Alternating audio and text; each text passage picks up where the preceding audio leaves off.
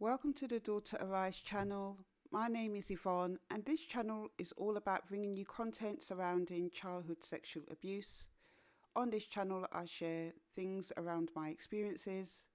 I also share news stories and add commentary to them in regards to child sexual abuse. And also on this channel I interview other survivors and their supporters in hopes of encouraging other people with their stories. And this channel in general is about encouraging survivors of childhood sexual abuse and raising awareness of the topic. So if this is the type of content that you are looking for, please hit the subscribe button and the notification bell. So today's story comes from the Daily Mail. I was meant to cover it last week.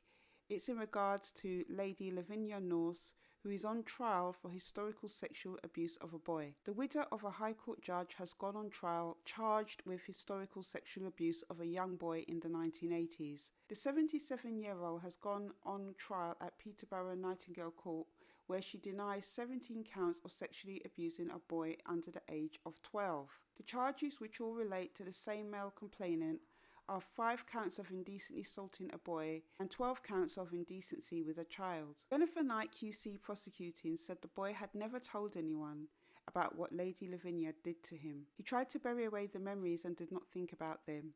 She said that years later, after the complainant got married and had children, he became increasingly troubled by his recollection. Miss Knight said the complainant told his wife what happened to him and later reported his allegations to the police, with Lady Lavinia first interviewed by officers in 2019. The defendant claims that the alleged incidents of abuse did not happen, Miss Knight said. The trial is set to last 2 weeks.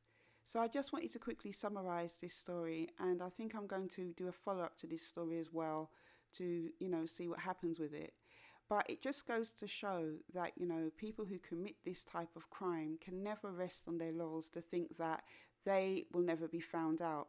Here we have a lady who is now 77 years old being brought to account for alleged crimes that she committed between 1981 and 1990. It must be a very uncomfortable situation for the man who was a young victim to have to come forward years later. But another thing that is also true from this is that a lot of survivors come forward years later after the abuse. And many organisations and statistics show that on average, someone who has gone through childhood sexual abuse takes anything from 20 years onwards to open up and tell somebody what happened to them. And that is for many different reasons. Obviously, for this man, his children and his marriage obviously was a trigger point, and that also happens to a lot of survivors when they go on to have children of their own. It kind of prompts all these different memories of what happened to them and is often the trigger for them to then report their own abuse. So it's going to be interesting to see what happens with this case and what else comes out. So I will definitely keep you updated.